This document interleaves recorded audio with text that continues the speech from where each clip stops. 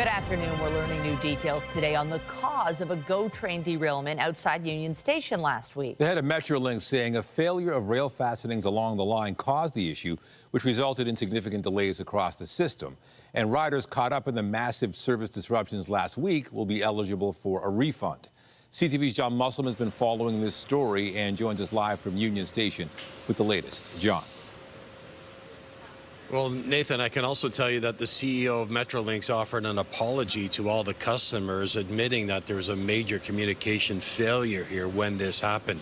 We'll show you some video. As you remember, this train derailed just outside of Union Station. We did learn, though, some of the issues was a slow-moving car at the back derailed, but it caused a snowball effect, major delays for commuters heading on a number of lines. So after a board meeting today, the CEO says that they're working on improving communication for customers, and they will issue this refund for people on February 2nd, 3rd, and the Lakeshore line on February 4th, and those refunds will be automatically put on your card over the next 5 to 10 days. Now, as for why this happened, here's what the CEO had to say just a short time ago. There were 9 ties on one of the rail that, under stress and fatigue, repetitive stress and fatigue, had allowed the rail to move 1 1/8 inch out of alignment. That's how precise rail has to be, right? That caused the rail to roll, which caused wheels on the locomotive as well as the following coach to come off the rail. Then what happened after that was the train continued to move, right, before the brake was applied. It pulled through the switch that it was about to go through, exiting, damaging that switch, damaging some of the signaling infrastructure. So part of what the recovery was all about was working with the Toronto Terminal Railway to put that infrastructure back together. So those are the details of what happened. But again, as we mentioned, the CEO did acknowledge there was a failure of communication to the thousands of customers who rely on GO Transit. They didn't really know what was happening, and they weren't getting the proper updates. And he says that is something that will improve. Reporting live at Union Station, I'm John Musselman. I'll send it back to you. Thank you, John. Some major news out of Queen's Park today as the province throws a lifeline to Ontario's struggling post-secondary sector. Ontario's colleges and universities have been sounding the alarm over a budget crunch, which they say has intensified badly as the federal government cut down on the number of international students admitted to the country. Some in the sector had also been calling for the Ford government to end its 7-year-long tuition freeze. The minister responsible for the sector says institutions will now be able to hike fees by up to 2% for each of the next 3 years. It's among changes that will amount to $6.4 billion in additional supports over 4 years. This is the largest investment in post-secondary education in Ontario and Canadian history, bringing reliable, predictable funding to the sector for years to come. Starting in the 26-27 academic year, our new long-term funding model will provide $7 billion in operating funding to the sector every single year. That is a 30% increase over this year's funding.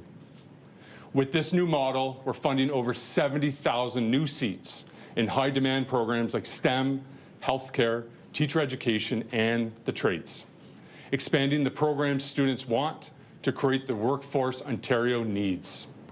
The government is also decreasing the proportion of grants offered through the Ontario Student Assistance Program, relying much more heavily on loans. Colleges and Universities Minister Nolan Quinn says the switch will ensure the sustainability of OSAP as its budget has been quickly rising.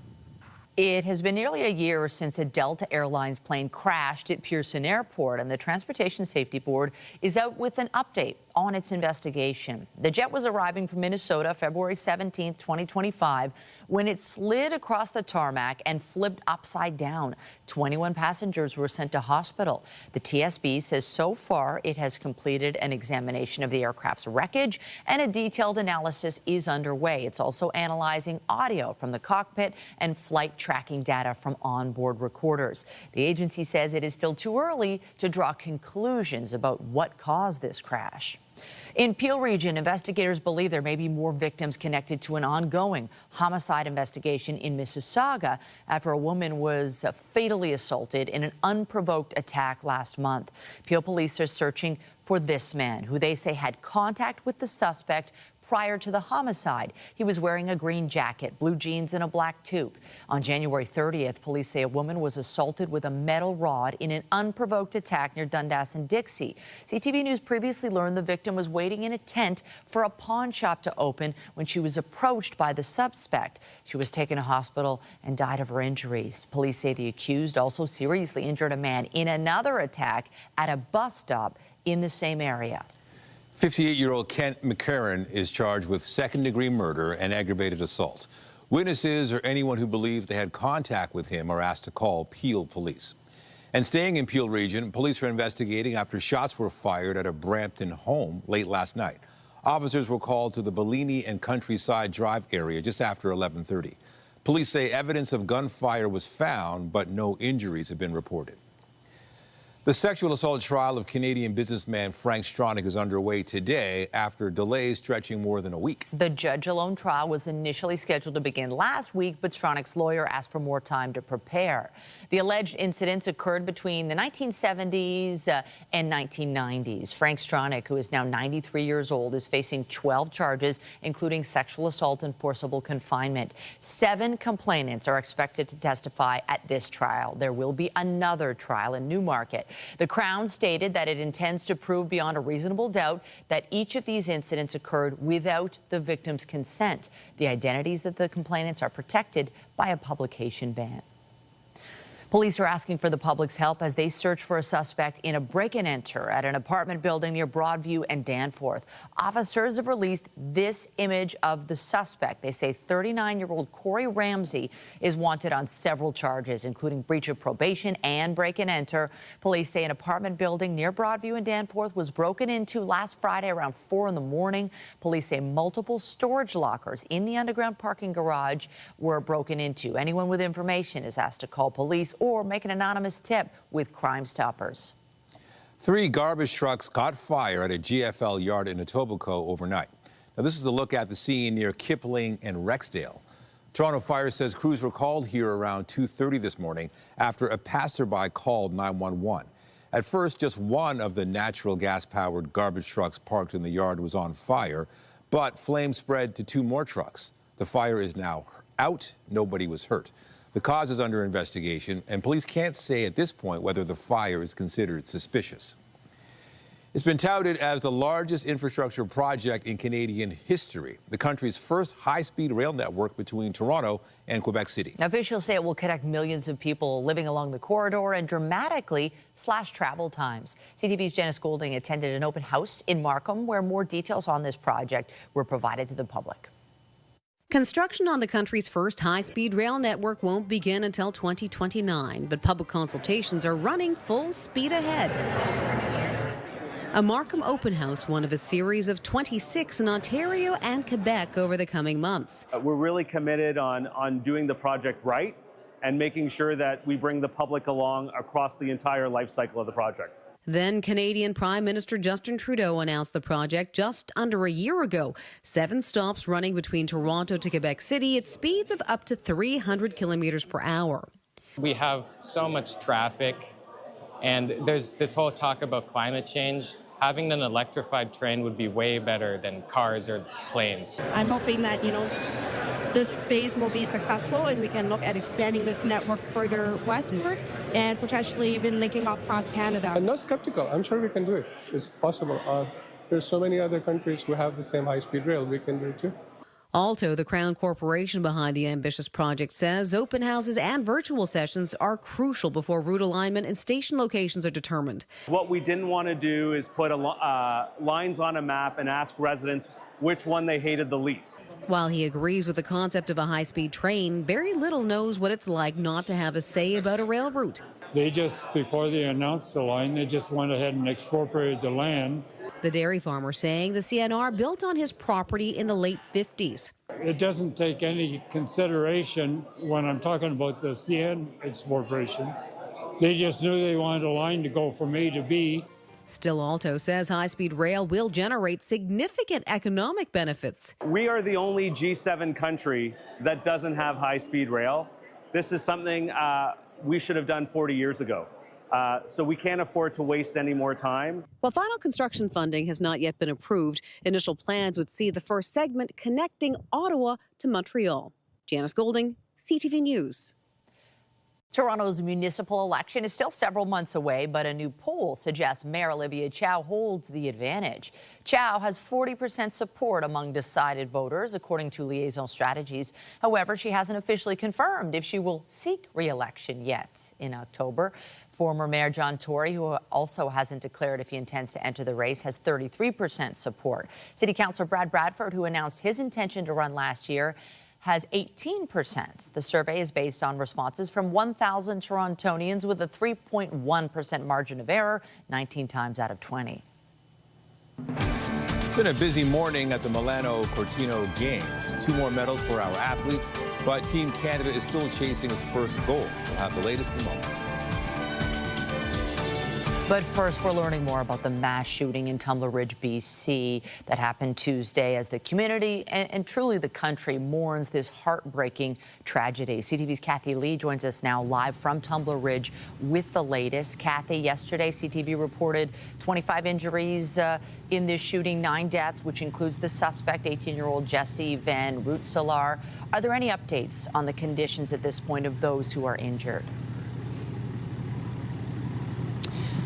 Hi, Michelle. It's been a tough time in Tumbler Ridge, as you can imagine, after this unimaginable tragedy. We do know that at least one of the victims is still in critical care, and social media posts show that mom is asking, people for thoughts and prayers for her daughter. I am referencing Maya here.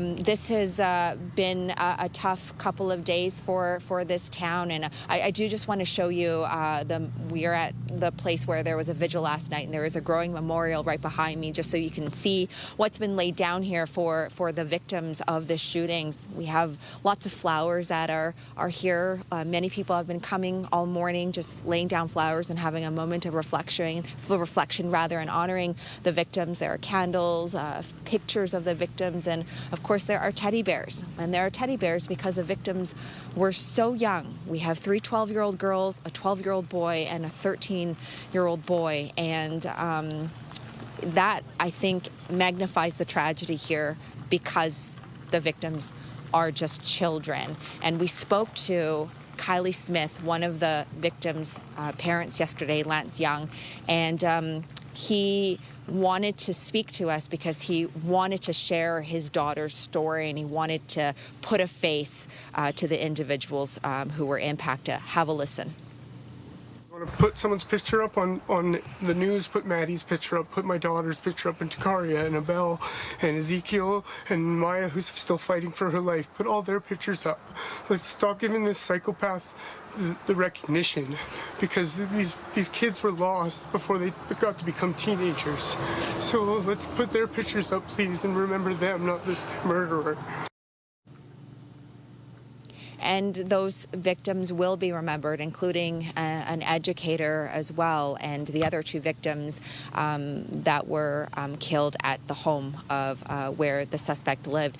This is going to take a lot of time for the community to heal from this, and counselors have been brought in, and they're set up at the community center for anybody who needs to go in and have that kind of support. Michelle. It's just so sad, Kathy. Your heart breaks for that family. You've been there, you've had a front row seat to what is a devastating time for everyone. How is this community being supported? How are they coming together and coming to terms with this?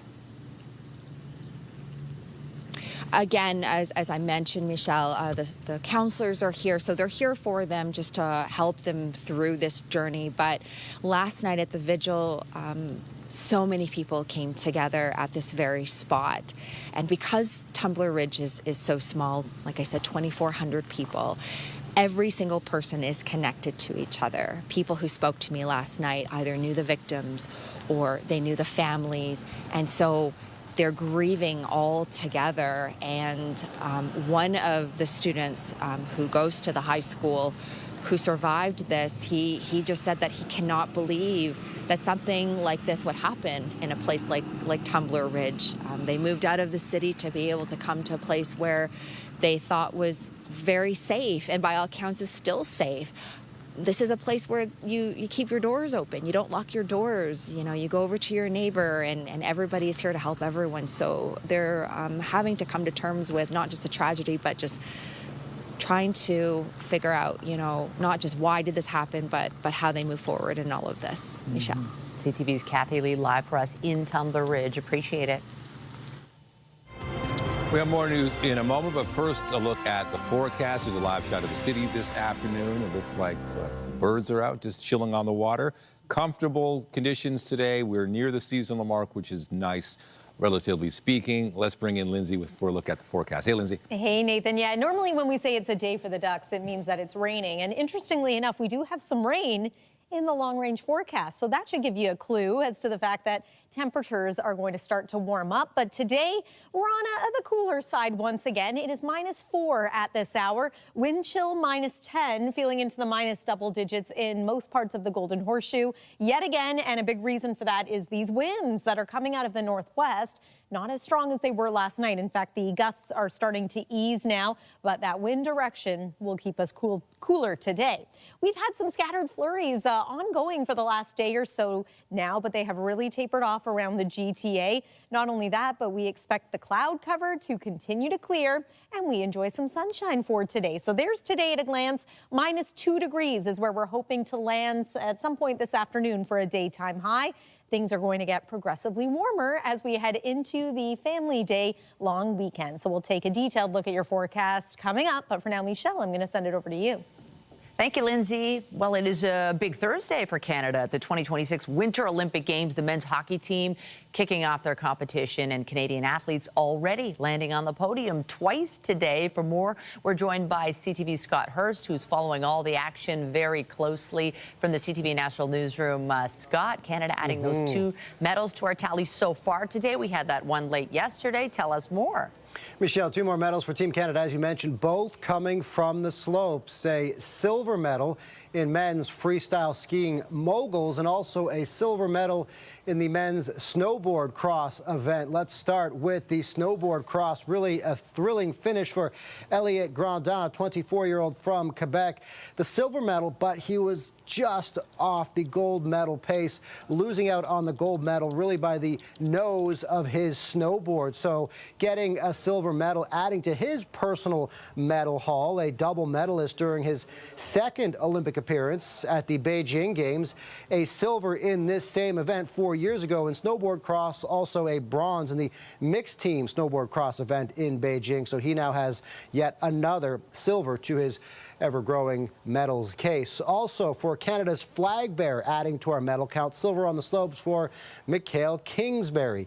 He was the second last man down the moguls course, landing a score of 83.71, which actually was identical to the Australian rider who got gold, but the Aussie was given the gold for taking the tiebreaker based on a higher score during the turns section of the course. And so for Michael Kingsbury, his personal medal count is also stacking up. Kingsbury with a gold in Pyeongchang and silvers in Sochi and Beijing. And once again, another silver here for Kingsbury, one of our opening ceremony flag bearers. So overall, Michelle, we now have 6 medals, 3 silver, 3 bronze, still looking for that elusive gold medal. There's still time. Let's talk about what else we're tracking today. Can we talk about hockey? Yeah, both the men's and women's hockey team are in action today. For the women, it was the postponed game against Finland that was supposed to start their tournament. That game was postponed because Team Finland was dealing with illnesses. That game taking place earlier today. Canada won it pretty easily 5-0. On the men's side, they're in action right now against Team Czechia. This is the men's first game of their Olympic tournament, and right now at the end of the second period, Canada is up 3-0. The first goal for Canada in this Olympic competition coming from youngster Macklin Celebrini.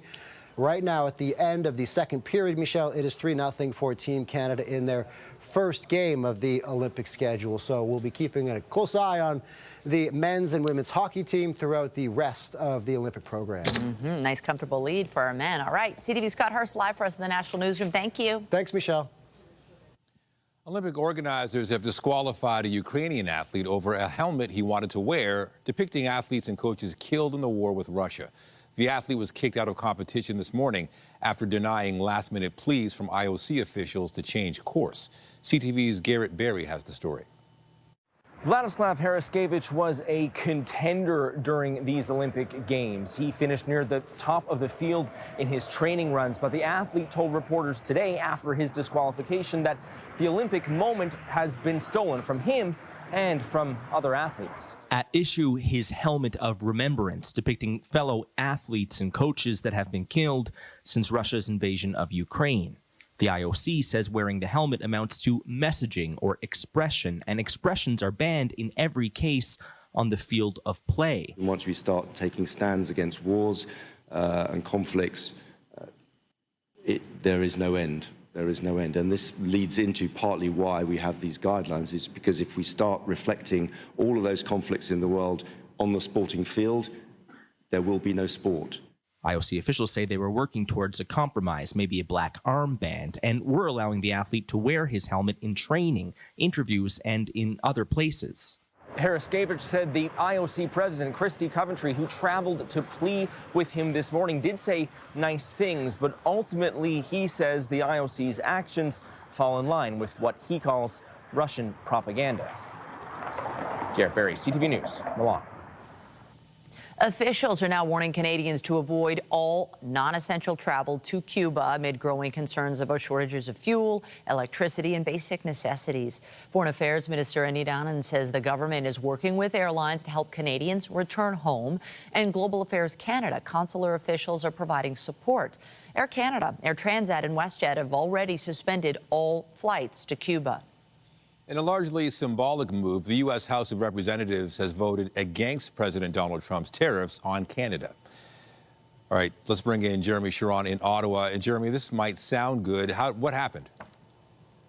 Yeah, Nathan, look, I think you hit the nail on the head. This is a largely symbolic move, but it is not an irrelevant move. In fact, I think it is a significant one for its symbolism. What we're talking about here is a vote in the U.S. House of Representatives that saw 6 Republicans side with the Democrats to vote through a bill that is calling for these tariffs on Canada to be removed. We're talking about IEEPA tariffs here, the fentanyl-related tariffs that U.S. President Donald Trump imposed early on in this trade war, using a fentanyl emergency at the Canada-U.S. border, in his words, as a reasoning for implementing these tariffs. It's 35% on goods not covered by CUSMA, 10% on energy resources. And what we've seen is 6 Republicans in the House publicly side against the president and his policy on tariffs. It is significant for that reason. Why it isn't, more significant is because it is unlikely to have a serious impact on the imposition of those tariffs. The House did not reach a 2/3 threshold that would be required for this bill to have to be veto-proof. Now what happens is this moves to the Senate. The Senate would vote on it.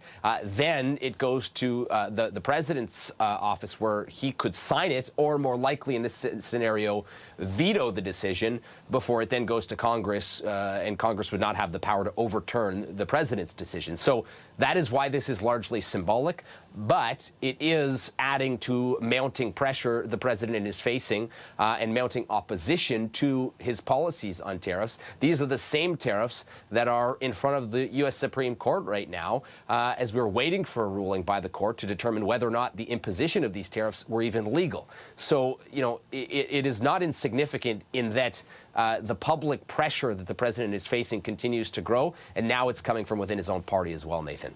All right, CTV's Jeremy Sharon in Ottawa. Thank you. Anytime. The Trump administration is ending the immigration crackdown in Minnesota. I have proposed, and President Trump has concurred, that this surge operation conclude. The U.S. Border Czar says the enforcement operation over the past 2 months was a success, leaving Minnesota safer.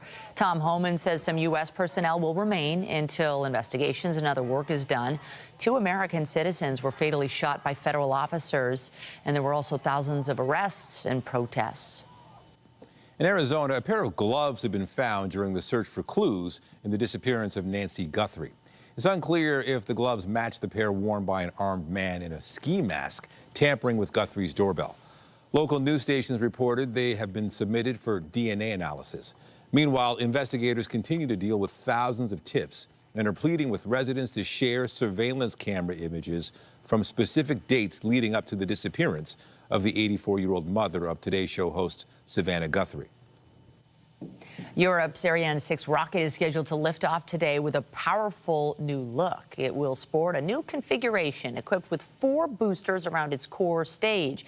Their role is to provide extra thrust, allowing the rocket to carry a heavier payload, more than double what it can lift with just 2 boosters. Today's launch will also be the first with a commercial customer. It is carrying Amazon Internet satellites. Liftoff is scheduled to take place at Europe's spaceport, French Guiana. Lindsay. Well, we've been enjoying keeping an eye on the athletes, but also the weather conditions in Italy this week. Let's take you to Milan and Cortina, where the weather the next couple of days looks not bad. If perhaps you're planning on a trip to go cheer on Team Canada, there's a look at what you can expect the next 3 days for the Winter Games, or perhaps you're enjoying some winter sports a little closer to home. Ski conditions in Ontario still look fantastic. It's been a great season, and of course, this weekend is Family Day weekend, so you can bet that the slopes are going to be busy, and with good reason. We're going to talk about the weather conditions you can expect over the next few days here. A little cooler this afternoon and tonight, but a further warm-up is coming. Details after the break here on CTV News at noon.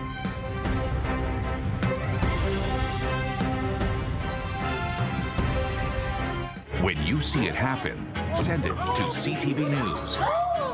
Text 10400 from your screen to ours. Text 10400.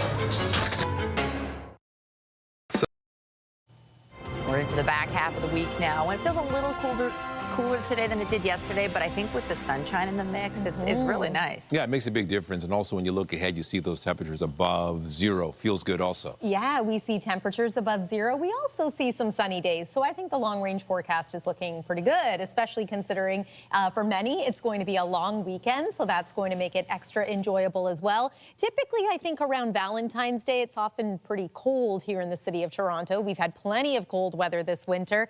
And now it looks like we're getting a little bit of a break. Weather is brought to you by the Presler Law Firm, injury lawyers. You don't pay unless they win.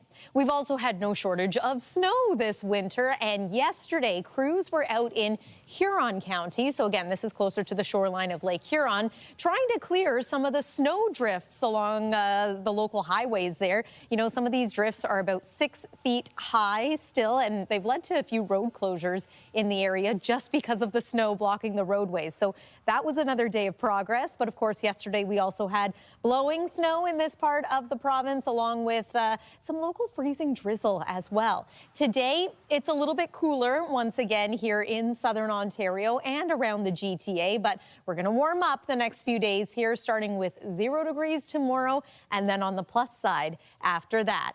-4 this hour at Pearson Airport. You'll notice that it is significantly cooler the further north you travel, but once again, we find ourselves with some pretty mild temperatures in at least parts of Western Canada. -7 this hour in Wyerton. Good afternoon to you. -10 degrees in North Bay and -2 in the city of Windsor. Windsor's been pretty warm the last few days here, but also back below freezing for today. Worth pointing out, of course, though, that our average temperature this time of year is -1, so we expect to be pretty close to that today, just slightly on the cooler side. Your afternoon and evening skating forecast looks good too. So bundle up because it will feel a little fresh out there, but the cloud cover is expected to continue to clear and we will enjoy some sunshine. The clear skies overnight tonight, though, contribute to it feeling quite cold. So our forecast overnight low for tonight is -12 degrees here in Toronto. Wind chill -19. Look at some of these temperatures outside of the GTA. -18 degrees tonight in Waterloo, -16 degrees tonight in Parry Sound. As for tomorrow, pretty good looking day. 0 is the forecast daytime high. A mix of sun and cloud during the day, an increase in cloud as the day goes on. And we're looking at the possibility of some light snow into the evening. So I'll show you that in just a moment. Snapshot of temperatures right across the southern portions of our province. Again, a seasonal or slightly above seasonal day in most areas. There's that snow and blowing snow that I mentioned still happening around Huron County, Perth County. Less so for us today here in the GTA, but we can't be too surprised if we see a couple of stray flurries. It's this disturbance that we're going to watch now for Friday night. Again, not expected to bring us measurable snow, but I'll simply play the forecast radar here so you can see right around 6-7 p.m. We're expecting a little burst of snow. It moves on out, and then the long weekend is looking pretty dry after that at this point. At times we might get a little more cloud than sun, but we're going to look optimistically here and forecast a mix of sun and cloud for your Saturday and 2 degrees. 4 on Sunday with mostly cloudy skies, and then Family Day Monday potentially climbing all the way to 5 degrees. That's the weather for now. Nathan, I'll send it over to you. Pretty good. Thank you, Lindsay. The future of the automotive world is on display in our city as the auto show returns for another year. The show is making its annual Toronto pit stop at the Metro Toronto Convention Center starting this weekend. Enthusiasts will be able to check out the best 40 automakers have up for offer, including the latest on EV technology. From those top of the line brands to the more affordable family vehicles, there's something from the die-hard enthusiasts to the first-time buyer to soak in. The show runs through February 22nd. I think that every year we try to deliver what we call the total automotive experience. And this year, I think the manufacturers, the industry has really just come together and presented something that you just can't miss. Yeah, so what's new this year? Well, I think there's a lot of different things. And I think it's all about consumer engagement this year. And whether you're here to try an EV for the first time or look at an EV, we've got 25 vehicles that are on the indoor EV test track. Of course, Camp Jeep is always a fan favorite. People line up for hours to try Jeeps and an off-road experience here at the auto show. And still at the auto show, it was a big win for Honda as they grabbed the Canadian Car of the Year award. Unbelievably great feeling for a manufacturer, but winning it 2 years in a row is really something special. So thank you to AJAC for that. The 2026 Honda Civic hung on to the title for the second straight year. It's the third time they've captured this title in this category in the past 5 years. Other big winners include the Hyundai Palisade for Utility Vehicle of the Year, and the Porsche Taycan picked the Canadian Electric Car of the Year award. The federal government says it needs more time to collect data for its probe into allegations of unpaid work in the airline industry. The investigation was launched following last year's strike by more than 10,000 Air Canada flight attendants. The union claimed flight attendants were not being paid for some work, including ground duties. Ottawa says it didn't find evidence that airline sector compensation practices fell short of regulated standards during the first phase of its review, but it did say the issue of compensation for part-time and entry-level flight attendants needed more closer examination. A new study from the Fraser Institute shows Toronto is struggling economically compared to other Canadian cities. The study finds Toronto's unemployment rate in 2024 was 8%. That's more than 2% higher than the average for all major Canadian cities and 1.7% higher than the average for other cities in Ontario. Median income growth in Toronto also declined by 0.2% during the period from 2000 to 2023. The average for other Canadian cities during that period was a gain of over 15%. Still to come this noon hour, as pitchers and catchers report for spring training, word that one of the Blue Jays' aces won't be back next season. Chris Bassett is moving on. We'll tell you where he's headed after the break.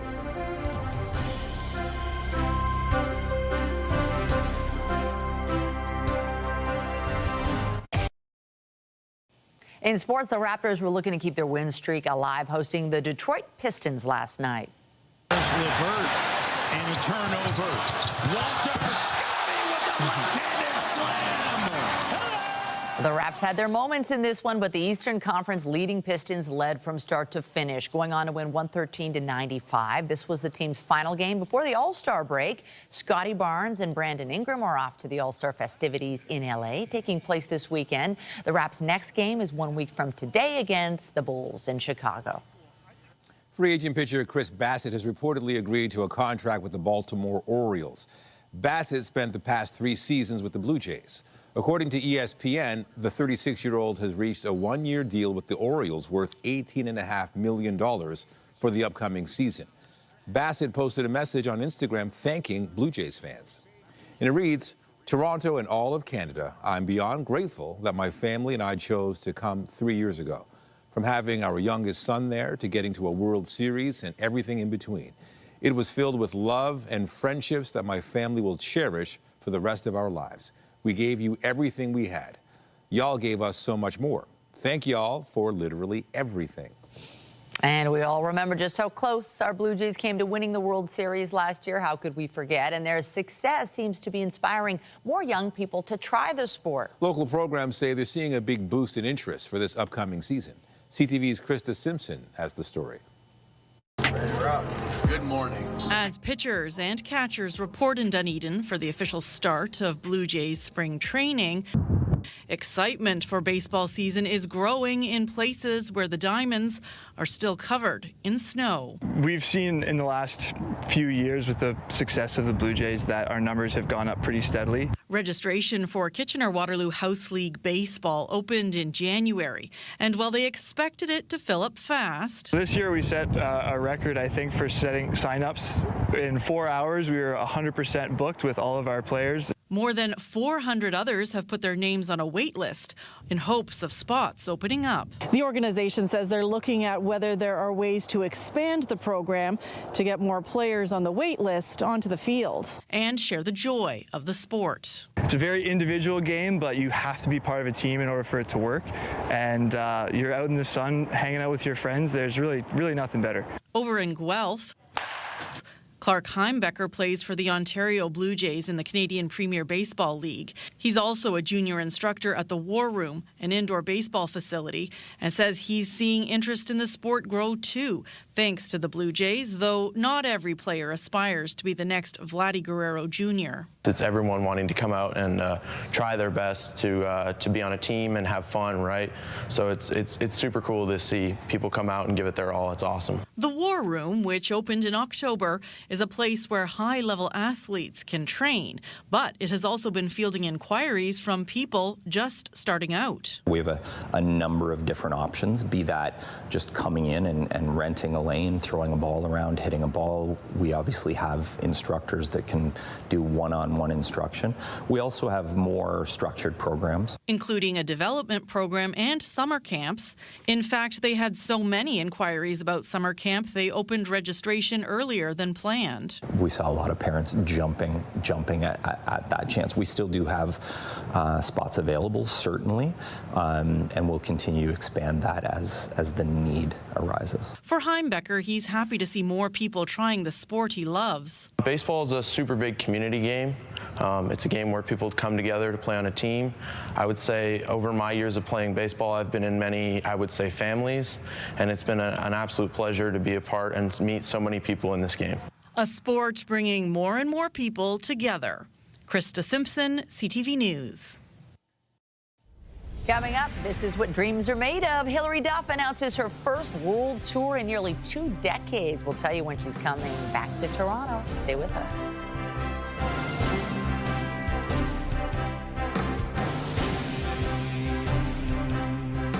Get Toronto's top stories, breaking news alerts, and watch live. Download the CTV News app. The acclaimed director of some of the biggest blockbuster movies of the past 4 decades is being honored with Canada's top prize in the arts. Titanic and Avatar filmmaker James Cameron has been named one of 5 people to win the Governor General's Performing Arts Award for Lifetime Artistic Achievement this year. Other winners include singer-songwriter Daniel Lavoie and actor-producer Tanya Williams. The awards ceremony is scheduled for June. A new play taking stage in our city is digging into the subject of the ethics surrounding mining for rare minerals and the role of multinational corporations. Copperbelt is a timely exploration now on stage at the Young Centre for the Performing Arts of the Distillery. CTV's Andrea Case has a preview. The excitement of opening night could be seen on the faces of the cast and director of Copperbelt at the Young Centre for the Performing Arts. The play is the debut work written by Natasha Mumba, who stars as Eden, a junior mining executive in Toronto. It's an incredible privilege, but as an actor, it's so unique and so special. Like, I love running the show and doing the show, and I love the cast, so it's really fun to get to do that. Her character had left behind her wealthy family in Zambia, Africa, to build a life for herself. When her father falls ill, she's forced to return to deal with the problems she left behind. Mumba, an accomplished actor, but first-time playwright, did not want to star in her own show. Director Nina Lee Aquino usually doesn't encourage playwrights to act in their plays, but she made an exception. Yes, because she's a phenomenal actor, and I would be an idiot not to at least try. But when they took the play to Zambia for a workshop, she changed her mind. I didn't account for all of my lived history as a Zambian and my lived history as a Bemba woman, and it all sort of just sparked up, and I was like, oh, actually it is of service, I think, to be in this show. The Copper Belt is a vital region in northern Zambia, known for its rich copper mining history, economic significance, and cultural heritage. And I know, the entire Western world is panicking, trying to keep a hold of as many critical minerals as they can before China completely takes over Africa. But we have to be strategic. Aquino taught Mumba at the National Theatre School and today is the director of English work at the National Arts Centre in Ottawa. Early in her acting career, she realized roles for someone who looked like her would be limited. So I kind of made a vow to myself that if and when I get into this position of power, that I would make it my life's mission to never have another student, of theater face that ever again. Promise made, promise kept. The Soul Pepper co-production of Copper Belt is on stage now until March 1st. Andrea Case, CTV News. Just a few weeks after playing a sold-out show at History, Hilary Duff has announced plans for a new world tour with several stops in the GTHA. Could these work for Nashville? Ooh, she's cute. Lucky me. The singer posted a video reflecting on memorable moments in her performance career before confirming her Lucky Me tour is kicking off in Florida in June before making it to Toronto with a show at RBC Amphitheatre on August 12th.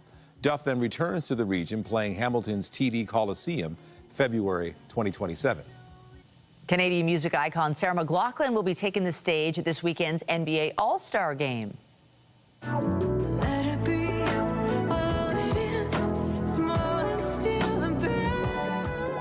She will perform "O Canada" before Sunday's marquee game. Brandy will do the same for the U.S. national anthem. Other performers set to hit the stage are Ludacris and John Tesh. Coming up is your chance to vacation in one of the most talked about summer homes. We'll take you to the cottage from Heated Rivalry and show you how it's being used to help promote tourism in cottage country.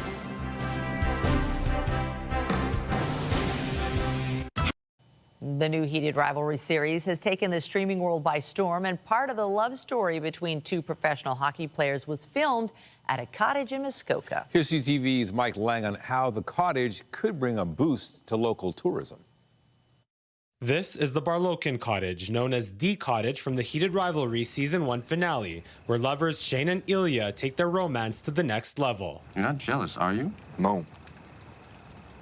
Ilya, I'm gay. In the series, the cottage is in a remote location outside of Montreal, but in reality, the cottage is situated right off Lake Muskoka between Hudson's Point and Hemlock Point. It was designed by an amazing architect, and they decided to film there, and I think something that caught everyone's attention is people didn't realize worldwide that Muskoka has these beautiful places to stay. With 2,500 square feet, floor-to-ceiling glass walls, and wide-open lake views, the Barlokin's shift from seclusion to the spotlight has helped reinforce Muskoka as a top summer destination.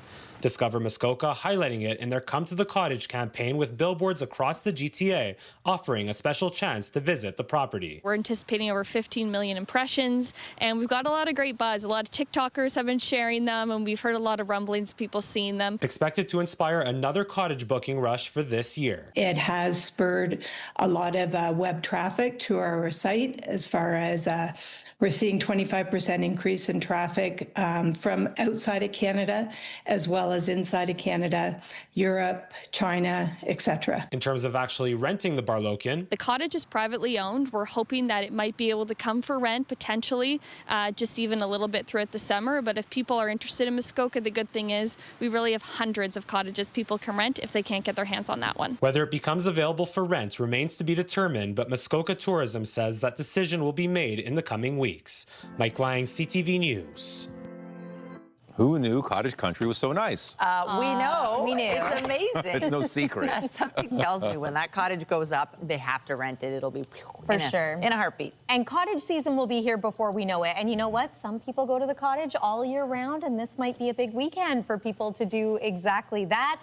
Tonight, if you're sticking around town close to the GTA, it's going to be a little chilly, especially overnighted into tomorrow morning. -12 is our forecast overnight low. Once again, feeling close to -20. There's tomorrow, though, daytime high 0 with varying amounts of sun and cloud. And this is a look at the Family Day forecast. One quick peek into next week, and check out Wednesday for the possibility of periods of rain, with the temperature still above freezing. Nathan and Michelle. All right, we'll take it. Thank you, Lindsay. And that's it for CTV News at noon. Remember, you can get Toronto's breaking news all day long on CP24 and at ctvnewstoronto.ca. For Lindsay Morrison and the whole team here, have a pleasant afternoon. I'm Michelle Dubé. And I'm Nathan Downer. Be sure to join us later for CTV News at 5 and 6. Have a great day.